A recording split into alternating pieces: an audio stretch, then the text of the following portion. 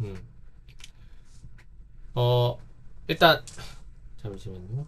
그 자연어 처리를 할 때, 옛날에도 한 번 언급했던 내용이긴 한데, 자연어 처리가 이제 크게 두 종류로 나뉘어요. 하나는 내추럴 랭귀지 언더스탠딩이라고 해가지고, 그, 입력받은 이제 데이터셋이 자연어 데이터셋일 경우에, 그 자연어 데이터셋이 그 인공지능으로 최대한 많이 이해를 하고, 그것에 대한 이제 결과물을 내놓는 게 있거든요. 그래서 이제 NLU라고 하면은 그 입력받은 데이터셋에 대한 뭐 이제 의미 분석, 감정 분석이라고 하는데 이거는 사실 클래시피케이션에 속해요.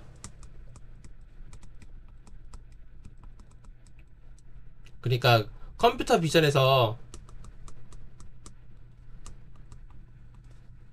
데이터가 입력되면은 그 데이터가 뭐 어떤 거는 강아지, 어떤 거는 고양이 이렇게 이제 분류를 하잖아요.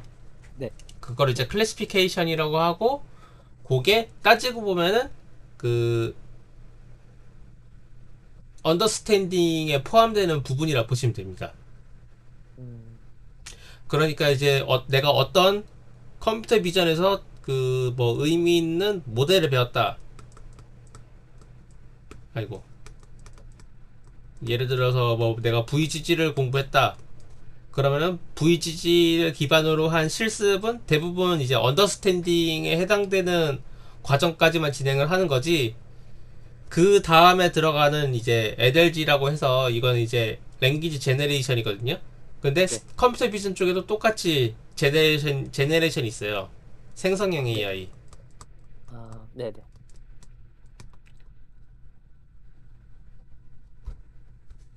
요것도 이제 이미지 생성 쪽으로 들어가게 되면은 다른 영역인 거죠. 근데 자연어 쪽은 NLU는 이제 사실 그렇게 중요한 게 아니에요. 왜냐면 뭐 감정 분석이나 개체명 인식, 진물 응당 시스템 이런 거는 자연어 처리 쪽에서는 이게 만들어봤자 큰 의미가 있는 API는 아니거든요. 네. 큰 의미가 있는 서비스는 아니란 말이죠. 근데 자연어 쪽에서 제일 중요한 거는 NLG인데 NLG는 이제 챗봇 만드는 거잖아요. 그렇죠. 네. 그러면 챗봇을 만들려면 이 NLU를 거의 다 알고 넘어가야 되는데 이게 사실 그렇게 쉬운 일이 아니긴 합니다. 근데 그래도 자연어 쪽이 그나마 괜찮은 거는 자연어는 어 데이터랑 텍스트 전처리가 요거는 내용이 좀 많아요. 근데 이 자연어 처리를 하는 NLU를 이제 수행할 수 있는 언어 모델은 별로 없어요. 뭐 기껏 해봤자 RNN, LSTM, GRU 한 이 정도? 한 모델 뭐 한 3개에서 4개 정도만 알면 끝나요. 그럼 이제 생성형에 속하는 NLG로 들어가야 되는데 NLG부터는 이제 시퀀스 투 시퀀스랑 어텐션 메커니즘, 트랜스포머 들어가고 이 트랜스포머를 기반으로 언어 모델이 이제 또 확장이 되는데 거기서 이제 들어가는 트랜스포머가 이제 LLM이거든요. 라지 랭귀지 아, 모델이라고 해가지고 그럼 이 라지 랭귀지 모델은 사실 개인이 이제 실습을 해가지고 구현할 수 있는 그런 레벨의 코드는 아니에요. 다 이제 뭐 내가 뭐 실습을 제대로 하겠다 하면 이제 거의 서버를 끼고 해야 되는 거겠죠. 그리고 이제 라지 랭귀지 모델이라고 하면 이제 챗GPT가 있고 라마 같은 게 있는데 대부분 내가 뭐 GPT나 라마를 써봤다 하면은 그 오픈 AI나 이제 페이스북, 마이크로소프트에서 이제 배포하는 학습된 라지 랭귀지 모델을 가져오면 그거를 가져와서 어 내가 뭐 전위 학습을 하는 식으로 이 GPT나 라마를 쓰는 거지. 얘네들이 이제 맨 땅에서 맨 땅에 이제 그 처음부터 학습을 시켜서 사용하는 건 아니거든요. 그래서 그런 차이가 있다. 이렇게 알아두시면 될 것 같습니다. 어떻게 여기 이해가 되셨을까요? 네. 혹시 그 NLG를 가기 전에는 무조건 NLU의 그런 기본 베이스는 깔고 가야 한다는 그런 얘기인 거죠. 아, 그 내가 NLG를 한다고 하면은 NLG 잠시만요. NLG 안에 NLU가 거의 포함되게끔 설계가 돼요. 음, 이게 왜 그런 거냐면은 그 인코더 디코더 개념이 있거든요.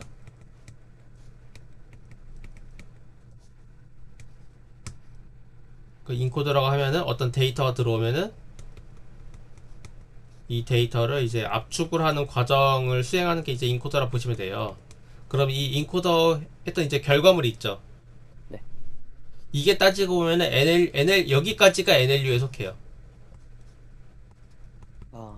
그 이유는 이제 생성 네. NLG 파트. 그래서 이 다음에 요 가운데 결과물이 있을 거 아니에요. 압축된 결과물. 네. 압축된 결과물을 다시 확장을 시키는 디코더를 붙이면은 이렇게 하면은 그 NLG에 들어가게 되는 겁니다. 그래서 이제 뭐 VGG를 썼다고 쳐볼게요. 네. VGG를 쓴다고 하면은 이미지가 엄청 많이 들어가잖아요. 네. 근데 그 이미지 하나의 그 사이즈를 보면은 얘네들이 RGB 채널이고 그 다음에 이미지의 위드스랑 하이트가 있을 거니까 뭐 한 224라고 하면은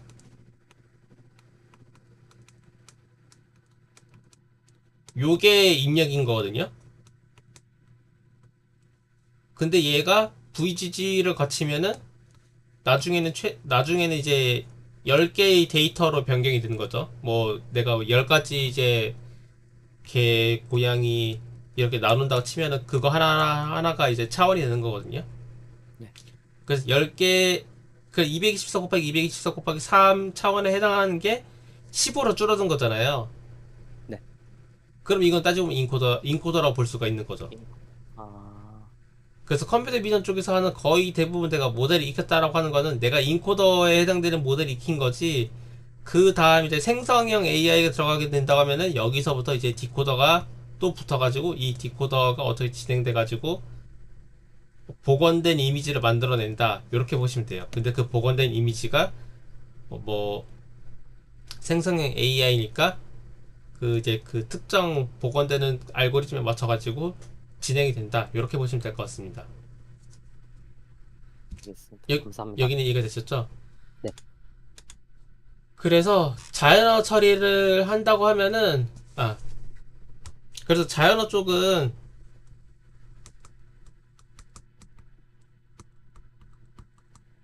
데이터랑 텍스트 전처리를 열심히 해서 언어 모델 붙이고 언어 모델의 결과물을 확인을 하는 게 주로 진행이 되는데 데이터랑 텍스트 전처리가 제가 이제 포스팅 한 거 보시면은 한 6개에서 7개 정도가 데이터랑 텍스트 전처리에 속하는 내용이긴 해요.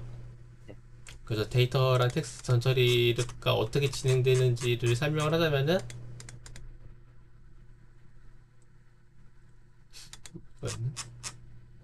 어, 이렇게 처음에 데이터가 들어와요. 근데 그 데이터가 들어오는 게 대체로 여기 보시면 엑셀 표처럼 들어오긴 하거든요. 데이터 텍스트가. 네. 그러니까 어떻게 들어오냐면은 아,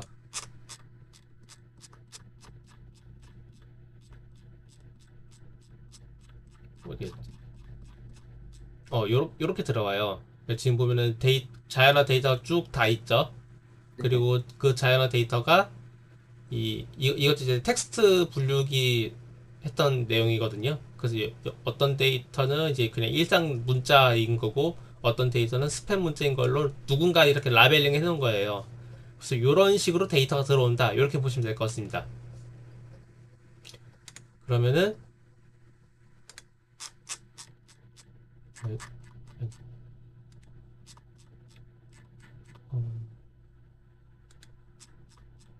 이렇게 데이터가 들어오면 이제 판다스나 아니면은 그 정규 표현식 사용을 해서 이 데이터를 한번 정제를 해줘요. 음. 정제를 해준 다음에 토크나이저라고 해가지고,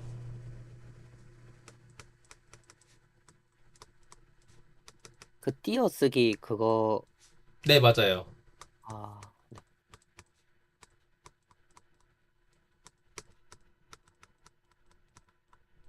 요런 식으로 이제 이 띄어쓰기나 어떤 걸 해가지고 요 단어를 분리해주는 작업을 해주는 게 토크나이저. 이렇게 보시면 될 아, 것 같습니다.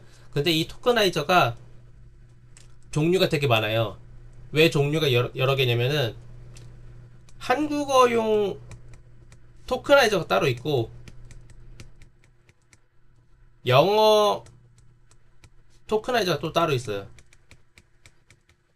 이 말은 이제 언어 그 국적별 언어별로 다 토크나이저 따로따로 분류된다 이렇게 보시면 될 것 같거든요. 네. 그게 하나가 있고 그 다음에 이제 불용어 제거를 합니다. 불용어는 뭐냐면은 조사. 지금 여기서 보면은 는이랑 르이랑 요거 두 개는 사실 그 컴퓨터가 학습을 할 때 필요한 단어는 아니거든요. 그래서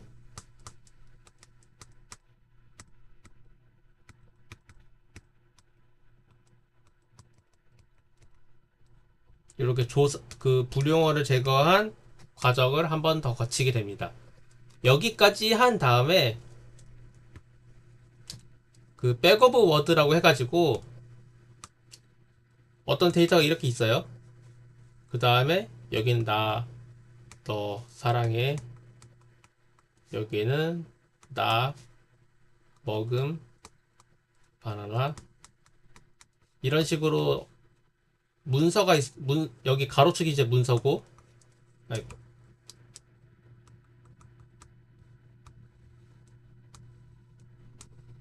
이 세로축으로 보면, 이 가로축이 문서에 해당되는 요 리스트가 쭉 다 있겠죠. 토큰화된 리스트. 어떻게 여기 이해가 되셨을까요?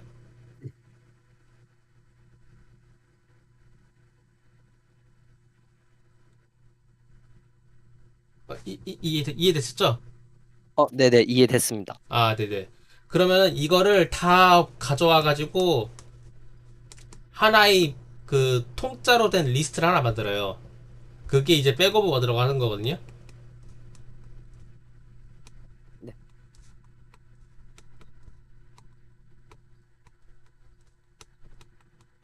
근데 이게 쭉 진행을 하다 보면은 나라는 거랑 너 같은 이렇게 단어가 중복해서 발생을 할 수가 있어요.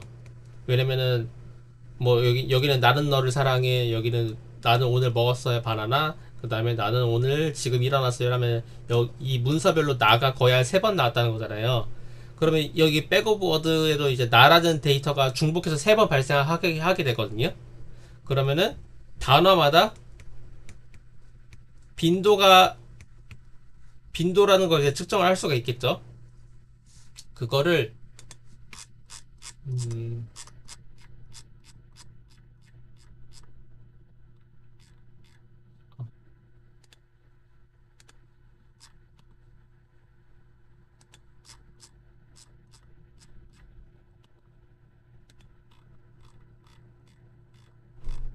이렇게 볼 수가 있어요. 지금 단어를 자모 단위로 분리를 한 거긴 한데 이거 같은 경우는 이제 중국이죠. 네. 중국이란 단어가 356번 나타난 거고 는이라는 단어가 48,000번 빈도 있게 발생을 했다. 이렇게 보시면 되는 거예요. 음, 그래서 백오브 워드를 만들면은 거기서 어떤 특정 단어가 중복해서 이제 계속 그 가방 안에 들어가게 되는데 그 등장 횟수까지 한번 확인을 해줘야 됩니다. 그 다음에 어떤 단어는 48,000번 발생을 했고 어떤 단어는 356번 발생을 했어요. 네. 그러면은 그 단어 중에서 되게 희귀하게 발생하는 단어가 발생을 하거든요. 지금 보면 뭐 이제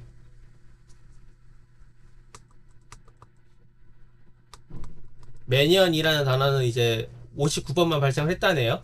근데 이것도 발생한 거를 하면은 어떤 단어는 3번 미만으로 발생하는 경우도 있어요. 3번 미만으로 발생했다는 거는 되게 이제 희소하게 발생했다는 거거든요.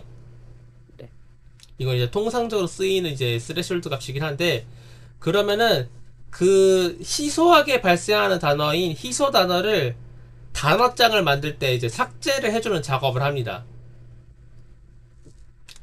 그래서 근데 저 궁금한 게 있는데 여쭤봐도 될까요? 네네네 말씀하시죠.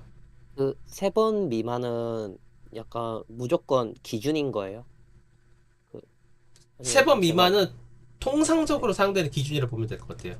아, 통상적으로 사용되는 네, 기준. 어떤 경우는 뭐 5번을 기준으로 할 수가 있고, 어떤 거는 뭐 2번이나 1번으로 이렇게 기준을 세워서 할 수가 있는데, 이제 다른 사람들이 실습한 내용을 보면은 대체로 3번 미만 등장한 단어는 희소 단어로 처리를 하긴 해요.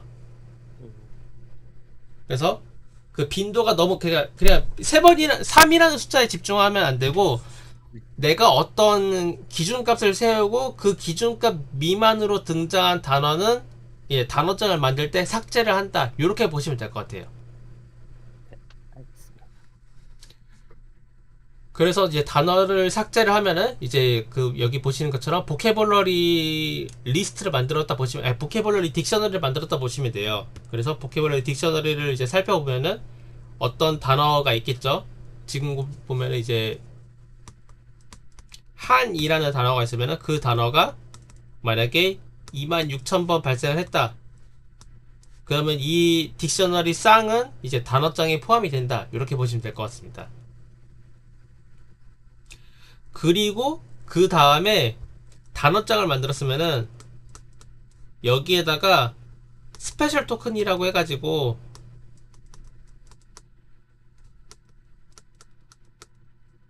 어떤 이제 특별한 단어를 추가를 시켜줘요. 스페셜 토큰이라 보면은 여기 보시는 것처럼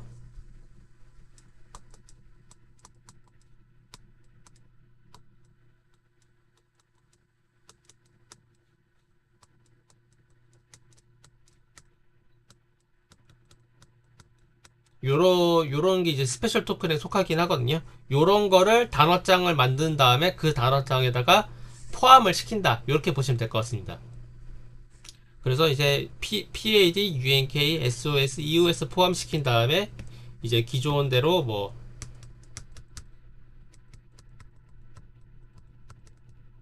요런 식으로 포함을 시킨다. 이렇게 보시면 될 것 같아요. 어서 여기 이해가 되셨을까요? 네, 이해됐습니다. 그러면 이 스페셜 토큰을 왜 포함을 시키냐면은 패드는 그 이제 나중에 어떤 문장을 구성을 하게 되면 그 문장을 이걸 이제 정수 데이터로 이제 인코딩을 하게 되는 거거든요. 인코딩하는 과정을 수행을 하거든요. 그래서 보시는 것처럼 어 요렇게 이게 원래 이 범주형 데이터가 있어요. 이 범주형 데이터를 요런 식으로 이제 숫자로 바꿔주는 작업을 해주는 게 있는데 이거를 이제 정수 인코딩 요렇게 보시면 돼요. 근데 정수 인코딩을 수행을 할 때 그 희소 단어들 있죠. 네. 이 희소 단어들은 전부 다 언노운 토큰이란 단어로 퉁쳐버린다. 이런 식으로 사용할 때 이 스페셜 토큰이 사용된다. 이렇게 보시면 됩니다. 혹시 그러면 PAD나 SOS, EOS는 따로 다른 단어로 퉁치는 그런 것도 있는 건가요? 네, 다른 단어나 다른 기능으로 퉁치는 그 기능이라 보시면 돼요. 그래서 예를 들어 PAD는 요건 이제 빈칸이에요.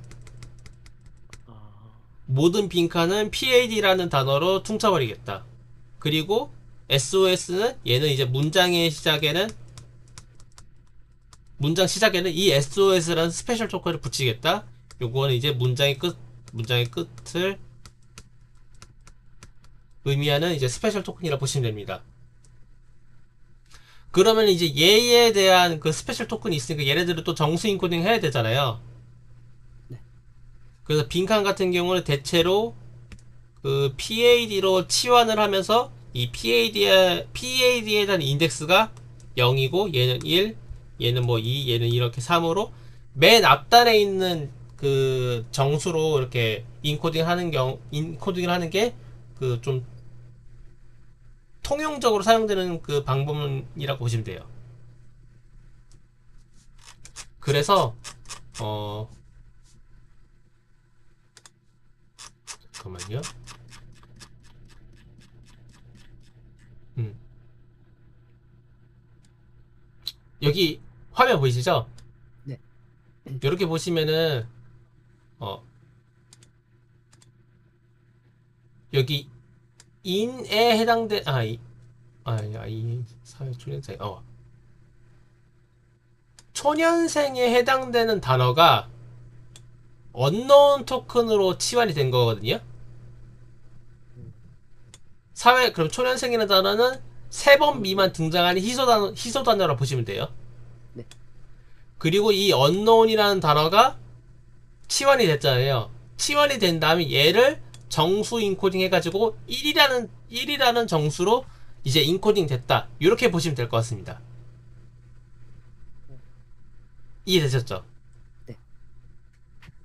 그런 식으로 이제 그 단어장을 만들고 단어장에서 희소 단어를 제외하고 희소 단어나 뭐 이런 기타 단어들을 몇 가지 스페셜 토큰으로 치환을 해준 다음에 그 스페셜 토큰의 인덱스에 해당되는 정수값으로 치환을 한다. 이렇게 보시면 될 것 같습니다. 그래서 뭐 이제 스페셜 토큰을 제외한 나머지 단어 같은 경우는 는이라는 단어는 이제 네 번째 인덱스를 갖고 있어가지고 4라는 단어로 치환을 한 거고 4라는 이제 정수로 치환을 한 거고 사회라는 단어는 1829라는 그 인덱스를 갖고 있어가지고 그 해당 인덱스 번호로 정수 인코딩이 진행이 된다. 이렇게 보시면 될 것 같습니다. 음, 그래서 여기까지 이해가 되셨죠? 네네.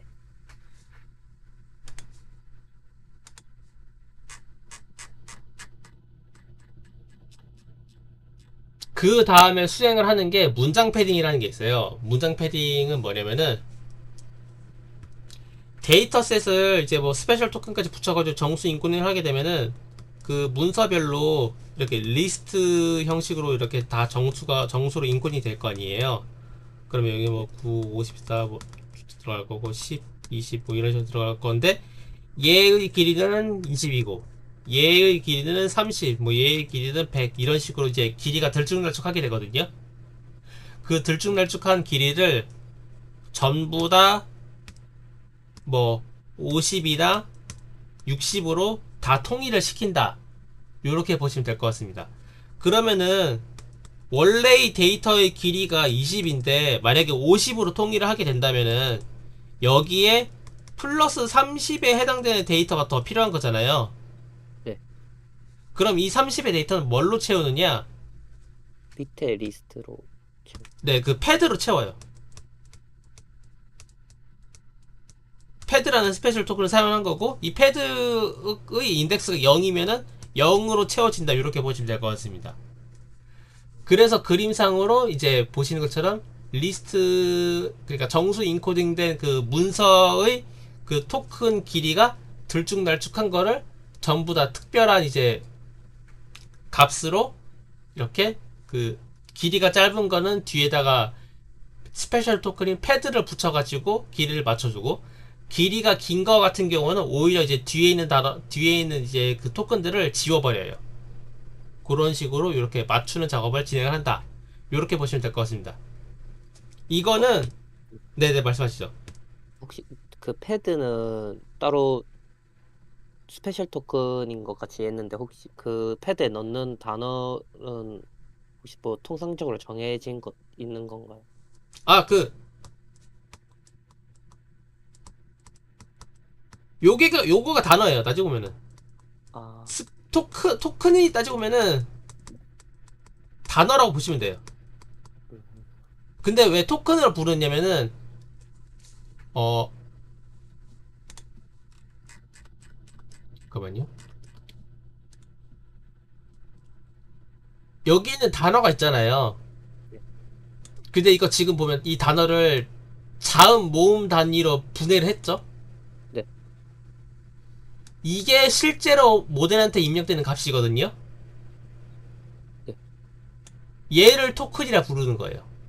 아, 그래서 토큰이랑 단어랑 동치라고 봐도 되긴 하는데, 한글 같은 경우에는 단어가 입력되는 경우가 있긴 하지만 이 단어를 분해한 자음 모음 단위로 분리를 해서 이 자모 단위로 들어가는 경우가 있어가지고 이 토큰이란 단어랑 동치다 이렇게 아예 얘기할 수가 없는 거죠. 그래서 그 문장이 그 문서를 분해한 어떤 것, 요게 이제 토큰이 되는 거고, 토큰의 대부분은 단어긴 하지만은 이렇게 자음 몸으로 분리되는 경우가 종종 발생하기에 토큰이랑 단어랑 똑같은 단어라고 부르기에는 살짝 애매한 감이 있다. 이렇게 보시면 될 것 같습니다. 그리고 이제 스페셜 토큰은 따지고 보면 이제 스페셜 단어 이렇게 보시면 되는 거고요. 그 다음에 이 패드가 이제 이 빈칸을 이제 문장 패딩 할 때 그 길이가 짧은 것 뒤에다 0을 채워 넣는 값이라고 보시면 돼요.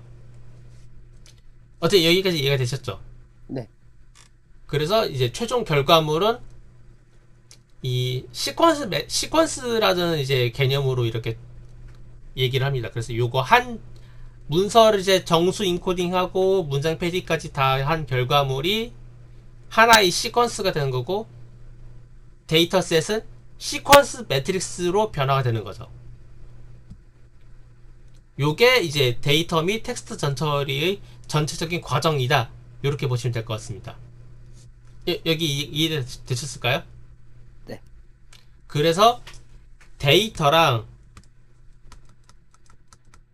텍스트 전처리를 다 하게 되면은 시퀀스 매트릭스가 생성된다. 요렇게 보시면 될 것 같아요. 그리고 이 시퀀스 매트릭스는 다 이제 숫자로 채워져 있는 값이 되는 거겠죠. 네. 그래서 따져보면은 그 이미지 데이터셋도 따지고 보면은 이제 RGB 들어가 있는 RGB랑 위드스랑 하이트 3차원의 데이터셋인데, 요것도 따지고 보면 이제 시퀀스 매트릭스 이렇게 보시면 돼요. 아, 근데 얘 같은 경우는 W랑 위드스랑 하이트가 뭐 100, 어떤 거는 뭐 192, 어떤 건 224, 어떤 거는 뭐 256 이렇게 딱딱딱 정해져 있죠. 네. 얘도 똑같이 그 정해줘야 되다 보니까 요 문장 패딩을 하는 거예요. 그래서 요 길이를 이제 시퀀스 랭스라고 하거든요. 시퀀스 랭스 또는 뭐 컨텍스트 랭스라고 부르는데, 요 랭스라는 어떤 그 값이 있으면 그 값으로 이 데이터들을 딱딱딱 이제 규격화 시켜준다. 이렇게 보시면 될 것 같습니다. 그러면은 이제 저 같은 경우는 이렇게 이거를 이제 첫 챕터부터 7번째 챕터까지 쭉 다 설명을 했어요. 그럼 이제 그 과정에서 이제 여러 가지 함수다 이제 코드를 이제 설계를 하잖아요. 네. 그거를 모듈화한 내용이 제가 요번에 발표를 하려고 했던 모듈화 챕터라고 보시면 됩니다. 그래서 여기에 들어가는 개념 같은 경우는 그 이제 다른 포스트에서 다 진행을 했고 발표도 진행을 했으니까 이제 그 다른 스터디원 분들이 윤수님이랑 현대님은 개념은 다 알고 있는 거겠죠. 그리고 이제 요거에 대한 코드도 이제 공유가 다 됐어요. 근데 요거를 이제 제가 모듈화를 한 이유는, 그 모듈화라는 챕터를 따로 분류를 한 이유는, 얘를 이제 그 데이터랑 텍스트 전처리 같은 경우는 파편화된 함수를 만들어 놓고 그거를 적용을 시키는데, 그 함수가 좀 일반화하기가 어려운 경우가 있습니다. 그러니까 내가 영어 데이터셋이 있을 거고 한글 데이터셋이 있으면은 얘네들을 이제 다 데이터 전처리랑 텍스트 전처리 둘 다 진행을 하겠죠. 그럼 여기에 사용되는 함수들이 쭉 여러 개 있을 거예요. 토큰화 수행하고 불이용화 제거하고 그 다음에 단어장 만들고 문장 패딩 그 정수 인코딩하고 그 다음에 이제 문장 패딩을 하는데 요 단계는 다 동일하거든요. 그 거쳐가는 과정은 똑같아요. 근데 토큰화에 사용되는 함수나 뭐 코드가 다르고 불용어에 사용되는 함수나 코드가 다 다르다 보니까 요거를 이제 그 일반화하기가 어려워요. 그런 문제점이 있습니다. 그래서 이미지 같은 경우는 그냥 토치비전 라이브러리를 쓰면은 얘네들 그냥 다 데이터 로더로 만들어줬잖아요. 얘네들도 똑같아요. 요 과정을 다 거친 다음에 나오는 시퀀스 매트릭스를 데이터 로더로 만드는 과정을 수행을 한다. 똑같이 이제 둘 다 결과물은 데이터 로더가 나오는 거긴 해요. 근데 그 사이에 들어가는 이 과정에 해당되는 거가 데이터셋마다 코드가 다 살짝씩 달라져가지고 요거를 이 토치비전 라이브러리처럼 일반화 할 수가 없다. 요렇게 보시면 될 것 같습니다. 어떻게 여기 이해가 되셨을까요? 네. 그래서 요렇게 이제 일반화하기가 어렵지만 어쨌든 이거를 제가 최대한 일반화 시켜서 배포를 하는 게 이 LLP.pp라는 파이썬 코드라고 보시면 돼요. 그래서 보시면은 여기 이제 여러 가지 함수가 쭉 다 있는 거다 이렇게 보시면 될 것 같습니다. 그래서 뭐 보면 다 함수 묶음이에요. 함수 묶음이고 이 함수들은 이제 특정 그 이제 데이터랑 텍스트 전처리 단계마다 사용이 된다 이렇게 보시면 될 것 같습니다. 그래서 이걸 이제 만들어서 배포를 한 건데요. 이제 만들었으니까 이제 그거에 대한 이제 실습까지 진행을 했고 그것을 이제 포스팅했다 이렇게 보시면 될 것 같습니다. 그래서 포스팅 할 때 어쨌든 제가 만들어 놓은 이 데이터 및 텍스트 전처리 모듈화 코드잖아요. 네. 모듈화를 했다 이렇게 보시면 되는 거거든요. 그래서 이거를 나중에 사용을 할 때는 다운로드 받아가지고 여기 보시는 것처럼 이렇게 임포트를 진행을 하면은 이 간단하게 사용을 할 수 있게끔 배포를 했다 이렇게 보시면 될 것 같습니다. 이거를 왜 이렇게 모듈화 시킨 다음에 배포를 하냐면요. 이제 이거 나중에도 나오는 얘기긴 한데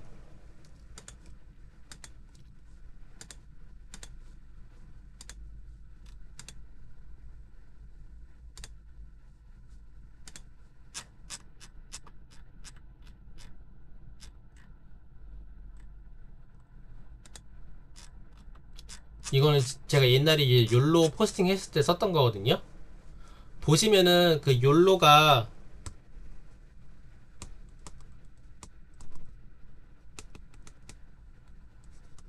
백본이 있고 이 백본을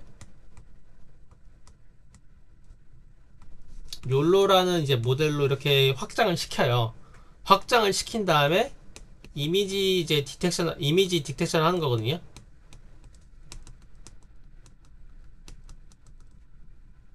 그럼 이 이미지 디텍션에 이제 그 바운딩 박스를 치는 함수가 있을 거고 또 그 로스 함수, 평가지표 함수, 뭐 추론 함수, 뭐 이런 게 이렇게 다양한 기능들이 다 들어가야 돼요.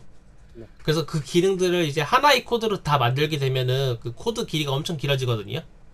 그래서 그 코드를 이제 여러 그 항목별로 그 모듈화를 시켜서 배포를 이 욜로를 만들 필요성이 있다 이렇게 보시면 돼요. 그래서 지금 보시는 것처럼 욜로를 만드는데 그 모듈화된 코드가 하나 둘 8개 정도 8개 정도 사용이 됐고 그 8개의 코드를 이제 실행시키는 3개의 또 다른 이제 메인에 해당되는 코드가 있다 이렇게 보시면 될 것 같습니다.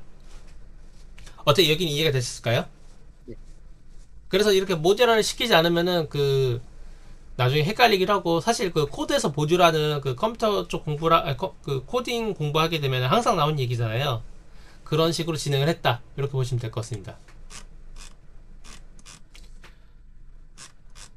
그래서 이제 모듈화 실습을 이제 하면서 제가 이제 모듈화 만들었던 코드인 nlp.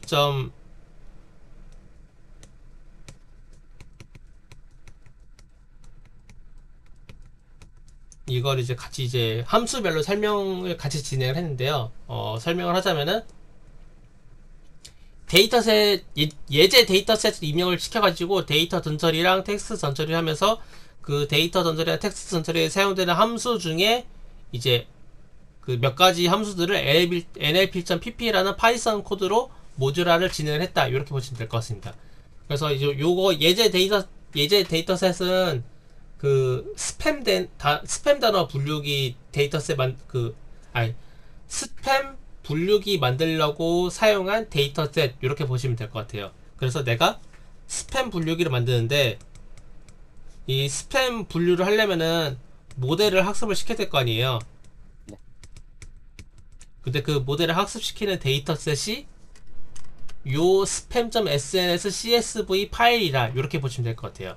그래서 이 spam.sns csv 파일을 열어보면은 컨텐츠 컬럼이랑 클래스 컬럼 두 개가 있고 이 전체 데이터셋의 길이는 58,000개인데 그 컨텐츠 안에는 이제 일상 대화에 해당하는 자연어랑 스팸 문자에 해당되는 자연어가 섞여 있다. 이렇게 보시면 될 것 같습니다. 그래서 데이터셋을 받으면은 첫 번째로는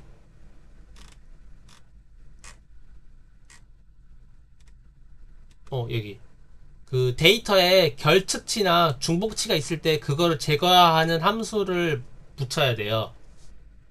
그래서 여기 보시면은 요건 이제 판다스 라이브러리 써서 한 거거든요. 판다스 라이브러리 써가지고 그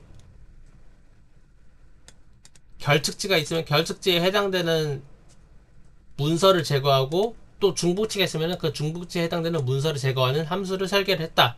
이렇게 보시면 될 것 같습니다. 그래서 그 것에 해당되는 함수인 df 클리닝이라는 함수 만들어가지고 그거를 통해서 데이터의 결측치랑 중복치를 제거를 했고요. 그 다음에 이제 정규 표현식을 사용해가지고 데이터를 이제 정제하는 작업을 하는데 요거는 뭐냐면은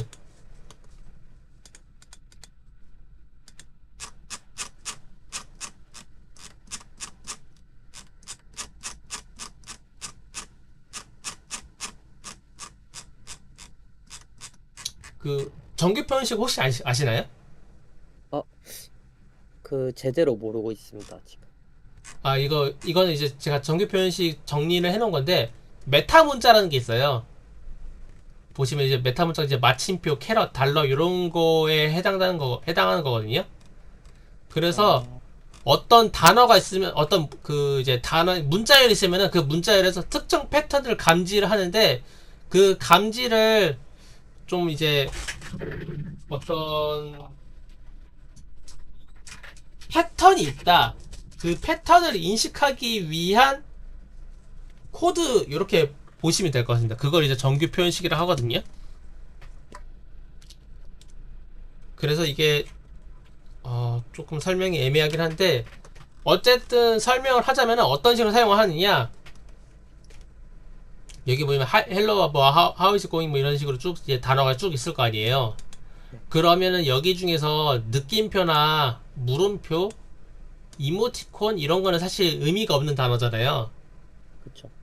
얘네들을 제거를 할 때 요런 식의 정규 표현식 패턴을 입력을 시키면은 이 결과물로 이제 제거된 결과물이 그 이제 이 정규 표현식으로 패턴을 감지해 가지고 쓸모없는 단어들을 삭제를 한다. 요때 이제 이 정규 표현식을 사용한다. 이렇게 보시면 될 것 같아요. 그래서 이 정규 표현식에 대한 설명을 하자면은 이 앞에 있는 메타 문자랑 뒤에 있는 메타 문자 사이에 있는 이 메타 문자 앞에 있는 꺽쇠가 이제 메타 문자거든요. 이 꺽쇠로 A랑 Z 그 다음에 큰 A랑 큰 Z 이렇게 두 개가 있잖아요. 그 사이에 메타 문자인 하이픈이 들어가 있고 요게 무슨 뜻이냐면은 소문자 A부터 Z까지 찾고 대문자 A부터 Z까지 찾아라. 요 정규 표현식인 거예요. 그럼 이 뒤에 있는 숫자 0부터 9는 0에서 하이픈 9는 숫자 0에서 9까지에 해당되는 단어들을 찾으라는 거죠. 네, 단어 따지면 패턴을 찾으라는 거예요. 그래서 영어, 숫자, 그 다음에 요 마지막 이제 슬래시 s는 공백이라는 메타 문자거든요. 요 세 가지를 제외한 특수 문자는 모두 제거를 하라는 게 이 정규 표현식을 패턴 객체로 인스턴스화 시키고 이 패턴 객체를 넣어가지고 여기에 해당되지 않는 패턴이 있는 문자열은 전부 다 이 땡땡, 여기 사이 아무것도 없는 거잖아요. 네. 요런 식으로 치환을 시켜라. 따지고 보면은 영어, 숫자, 공백 외의 모든 특수 문자를 제거하라. 요런 식으로 이제 함수를 구성을 합니다. 요런 식, 이게 이제 정규 표현식을 활용한 그 데이터 클리닝인 거예요. 그래서 이 데이터 클리닝을 하는데, 이거 데이터 클리닝을 패턴이 다 다를 거 아니에요. 지금 보면 이제 한글, 영어, 숫자, 그 다음에 한글 자모 데이터, 한글 계획 문자인데, 영어일 때 또 영어 버전에 따른 이제 패턴이 다를 거 아니에요. 네. 그래서 여기에는 이제 그 함수화 시키기, 그 데이터 클리닝 과정은 이제 이해가 됐지만은, 정규 표현식을 사용한 데이터 클리닝의 과정은 이해가 되지만은, 이거는 이제 일반화하기가 매우 어렵겠죠? 네. 그래서 여기는 이제 NLP처 PPN을 포함시키지 않는 함수, 이렇게 보시면 될 것 같습니다. 어쨌든 이제 이 데이터 클리닝에 해당되는 함수로 데이터 클리닝을 수행을 한다. 이렇게 보시면 될 것 같아요. 여기까지가 데이터 전처리에 해당되는 함수고요. 그 다음에 텍스트 전처리를 수행을 합니다. 텍스트 전처리는 토큰화하고 불용어 제거한 다음에 단어 가방 만들고, 단어 가방에서 희소 단어 삭제하고, 희소 단어 삭제한 다음에 스페셜 토큰을 붙여가지고 단어장 만든 다음에 그 단어장 가지고 문서를 정수 인코딩을 하고, 마지막에 정수 인코딩된 문서의 길이를 이제 평준화시키는 문장 패딩을 수행한다. 이렇게 보시면 될 것 같습니다. 전체 과정 이해가 되셨나요? 네, 이해됐습니다. 네, 그래서 텍스트 전처리에 가장 먼저 처음에 수행을 하는 게 토큰화 과정이니까, 그 토큰화를 수행을 하기 위한 토큰하이저를 불러와요. 네. 요건 이제 토큰하이저가 한글 같은 경우는 이제 메캅이랑 꼬꼬마 뭐 이런 식으로 여러 가지, OKT란 여러 가지 토큰하이저 라이브러리가 있어요. 네. 그거를 불러오고, 영어 같은 경우는 NLTK 라이브러리를 주로 씁니다. 그래서 NLTK 라이브러리나 뭐 다른 라이브러리, 그 토큰하이저 라이브러리를 보시면 돼요. 그 토큰하이저 라이브러리 불러온 다음에 토큰화를 수행을 합니다. 그래서 토큰화를 수행을 하게 되면은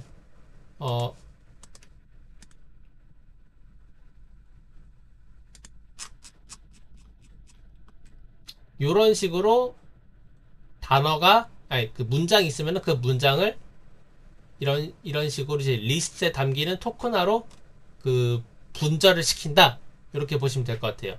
그래서 그 토큰화를 수행을 하는 코드는 이 토큰화 라이브러리 불러오는 거는 이제 모듈화를 할 필요는 없고, 토큰화를 수행하는 라이브러리는 토큰화를 수행하는 함수는 라이브러리 진행했습니다. 그래서 이 함수를 보면은 요런 식으로 문서를 불러오고, 그 문서에 대한 토큰화를 진행을 한 다음에 그 문서가 이제 결과값이 리스트 결과값이 나오거든요. 그 리스트를 반환하는 거를 반복해서 수행을 한다 라고 보시면 될 것 같아요. 그리고 여기 X 데이터가 문서의 개수에 해당되는 그 데이터라 보시면 돼요. 그래서 요걸 이제 TQDL 라이브러리를 묶어놓은 이유는 여기 보시는 것처럼 토큰화를 수행을 하게 되면은 이게 그 전체 문서를 다 분절을 시키는 거잖아요. 그래서 요거가 그 과정이 좀 오래 걸려요. 한 지금 같은 경우는 37초 정도 걸렸다 보시면 되고, 문서가 여러 개니까 그 문서가 어디까지 진행된지 확인하려고 TQDM 라이브러리를 썼다. 이렇게 보시면 될 것 같아요. 그래서 이 수행하는 이 토크나이즈 라이브러리, 그 토크나이즈 함수는 모듈화를 해가지고 nlp.pp라는 파이썬 함수에 그 파이썬 그 모듈화 코드에 넣어놨다. 이렇게 보시면 될 것 같고, 그 다음에 이제 불용어를 제거를 하거든요. 그 불용어는 영어 버전 같은 경우는 라이브러리를 따로 제공해가지고 그 라이브러리를 쓰면은 불용어 제거가 간단하게 이루어지는데, 한글 같은 경우는 불용어에 해당되는 라이브러리가 딱히 없더라고요. 그래서 이거는 제가 불용어에 해당되는 리스트를 텍스트 파일로 만든 다음에 그 불용어를 다운로드 받는 함수랑 그 다음에 다운로드 받은 그 불용어 리스트를 가지고 그 토큰이랑 비교하면서 그 해당되는 토큰이 불용어다 하면 그 불용어를 제거하는 함수인 remove starbuzz를 사용을 했다. 이렇게 보시면 될 것 같아요. 네.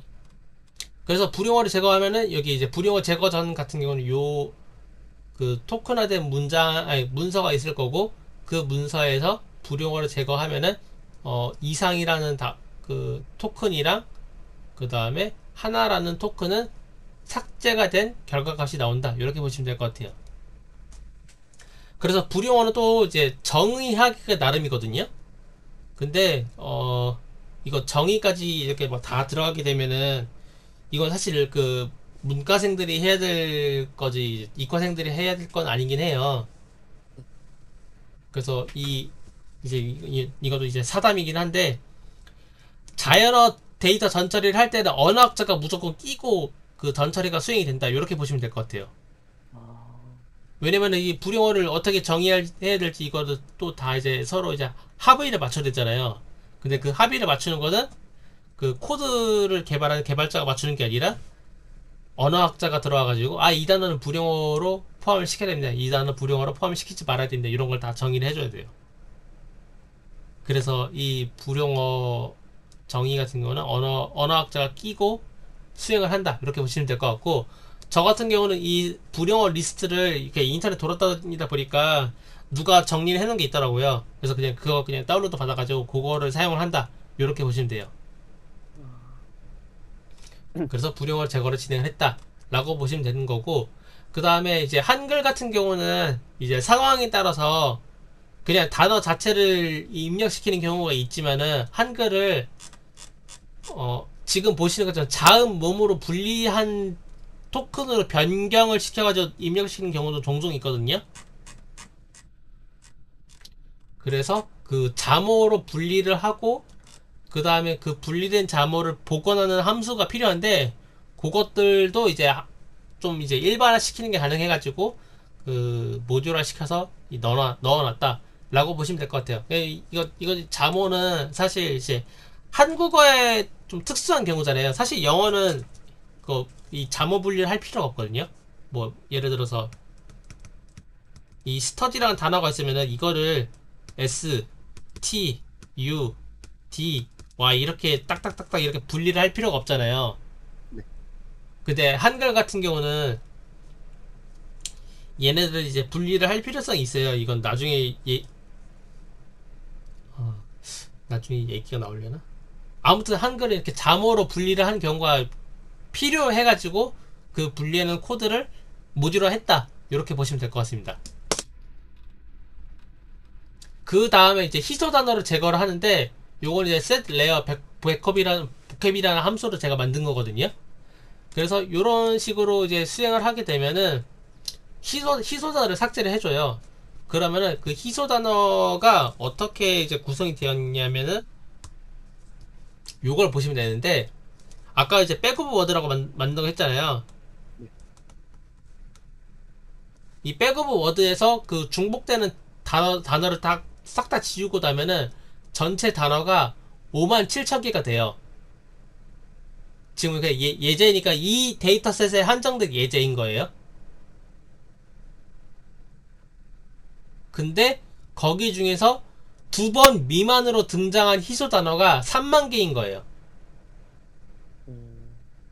그래서 전체 단어로 치면은 57,000개가 있는데 그 중에 3만 개는 한 번 혹은 2번밖에 등장 안 하는 되게 희소한 단어다.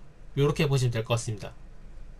그래서 이 57,000개의 단어를 전부 다 단어장에 넣어버리면 메모리가 이제 비효율적으로 동작을 하는 거거든요. 이 3만 개의 단어는 사실 한 번에서 2번밖에 등장 안 하는데 얘네들 다 전부 다 단어장에 포함시키면은 그거는 이제 그거대로 좀 의미가 없어지기도 해요. 네. 이거를 다 따지고 보면 정수 인코딩을 해야 된다는 거잖아요. 그러니까 인덱스 정수 인코딩 하면 정수 인코딩 인덱스가 들어가잖아요. 이 인덱스가 희소 단어를 삭제를 안 하면 57,000까지 인덱스가 되는 건데, 희소 단어를 삭제를 하게 되면은 27,000에서 끝나는 식으로 이 데이터의 메모리의 그 최대 길이가 절반 이하로 줄어드는, 이제 되게 효율적으로 줄어든다, 이렇게 보시면 될 것 같습니다. 그래서 57,000분의 3만이니까 비율로 치면은 이제 50%가 넘어가는 거잖아요. 근데 이 3만 개가 실제로 이제 몇 번 등장을 했느냐, 요걸 이제 빈도를 비교를 하게 되면은 1%밖에 등장하지 않았다 라고 보시면 될 것 같아요. 그래서 이제 원으로 놓게 되면은 여기 되게 조그맣게 포함되어 있는 빈도로 등장하는 게, 여기에 이제 종류는 엄청 많은 거죠.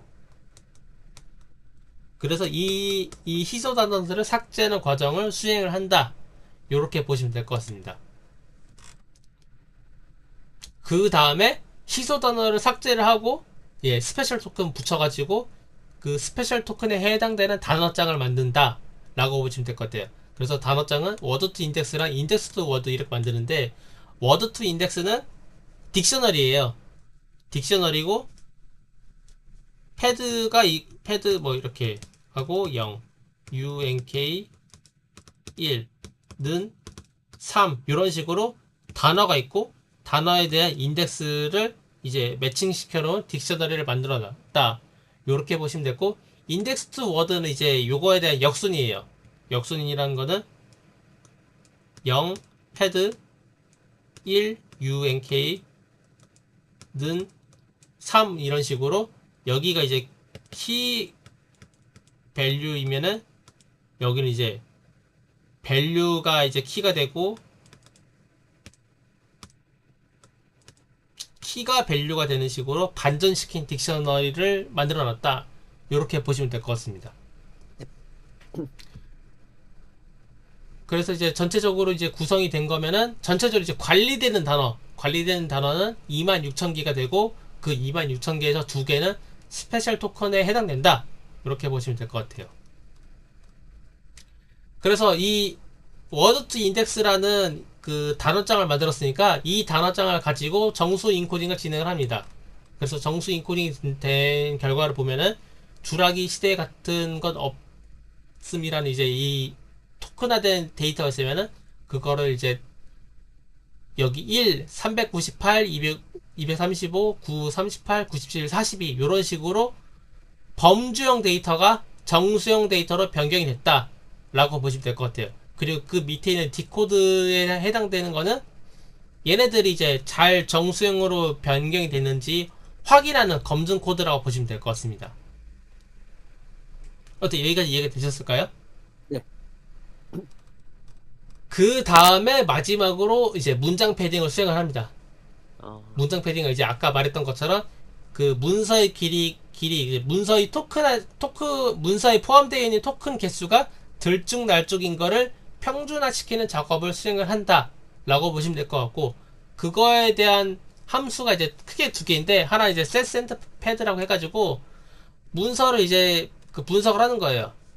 어떤 식으로 분석을 하냐면은, 여기 밑에 있는 게 토큰의 개수예요. 토큰의 길이에요.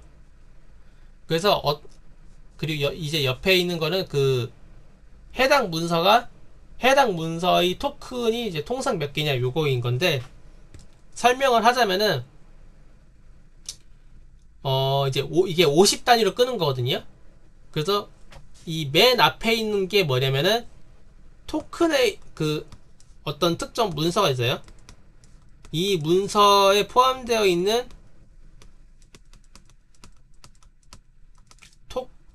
토큰의 개수,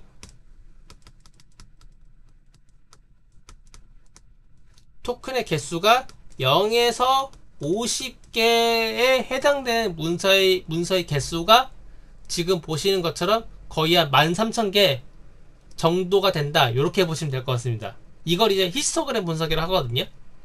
그런 식으로 이제 이 히스토그램 분석을 해가지고 지금 보면은 토큰의 개수가 400개 이상 되는 그 문서는 거의 없다. 이렇게 보시면 될 것 같아요. 그런 식으로 분석을 하고 이 분석된 결과를 가지고 그 컨텍스트 랭스를 제가 정의를 하는 거예요.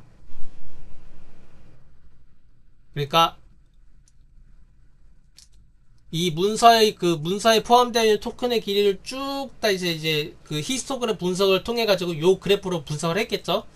분석을 한 다음에 뭐 이제 95% 이상이 되는 문서는 그 토큰의 개수가 뭐 330개 이상 넘어가는 거고, 그 다음에 그 이하에 해당되는 대부분의 문서는 토큰의 개수가 330개가 안 된다.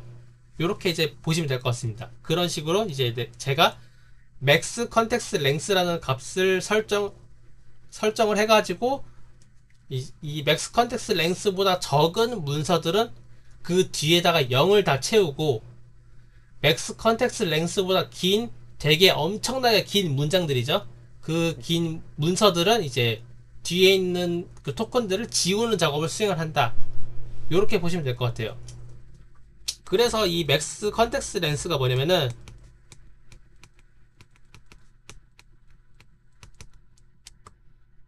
요게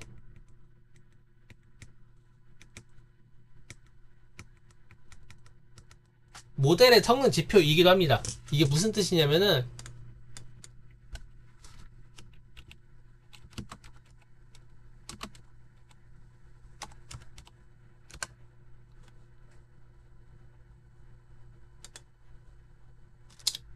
여기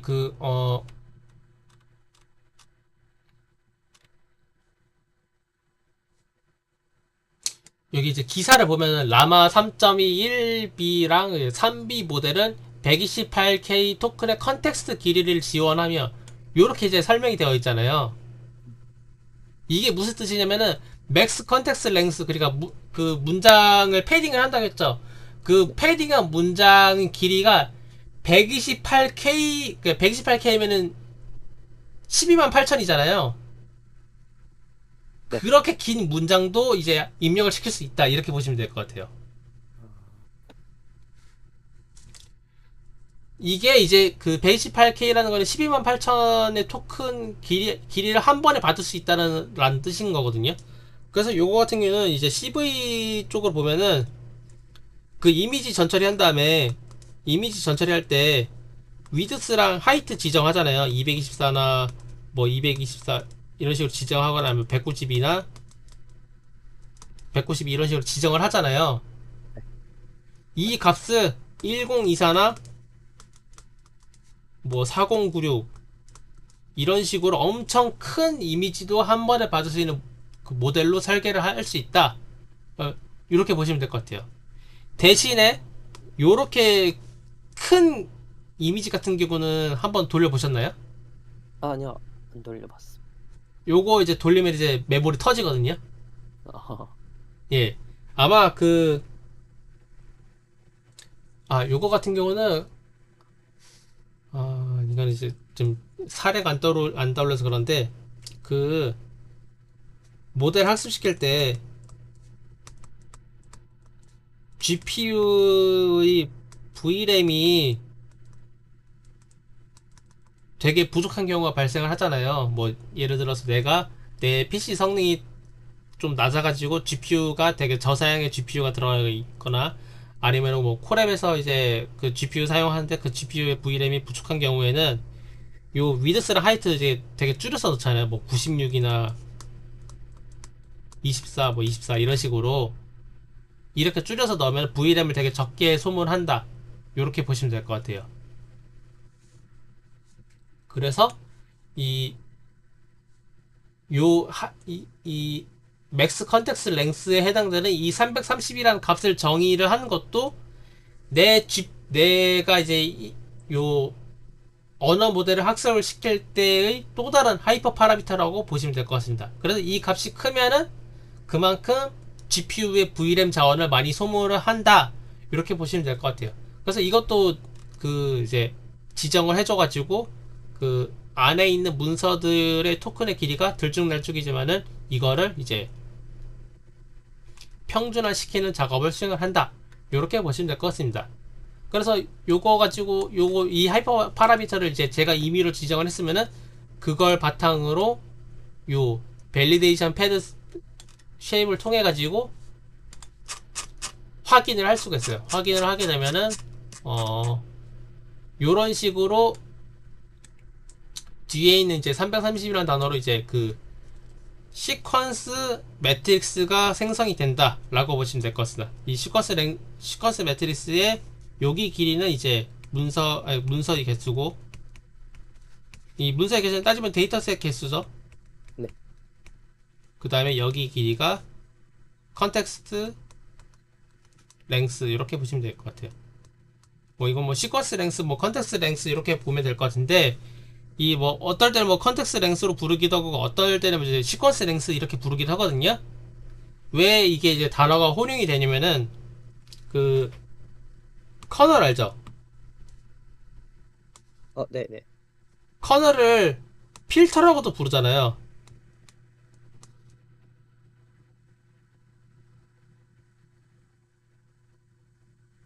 아니면 이제 위도우라고 부르기도 하고. 그러니까 단어가 좀 이제 그 인공지능에서 그 여러 개의 단어가 하나의 개념을 설명을 할 때 좀 그 단어가 이제 뭐 다른 식으로 이제 불려진다 이렇게 보시면 될 것 같아요. 그, 네. 그러니까 이건 이제 인공지능 쪽에서 그 약간 좀 여러 개의 개념이 혼용돼서 쓰인다 뭐 이렇게 보시면 될 것 같습니다. 어쨌든 컨텍스트 랭스 혹은 뭐 시퀀스 랭스 이렇게 보시면 될 것 같아요. 그런 식으로 이제 이 밸리데이트 패드 쉐입이나 뭐 패드 시퀀스 X 같은 함수를 설계를 해가지고 이거를 nlp.pp라는 파이썬 코드에다가 제가 모듈화를 시켜서 넣어놨다. 이렇게 보시면 될 것 같습니다. 그런 식으로 이렇게 만들어 놓은 거를 이제 코드 재사용을 하기 위한 이제 포스트 이런 식으로 만들어서 이제 발표를 이제 진행을 했거든요. 이런 식으로 이제 발표가 진행된다 이렇게 보시면 될 것 같아요. 아, 대충 감 잡히셨나요? 네.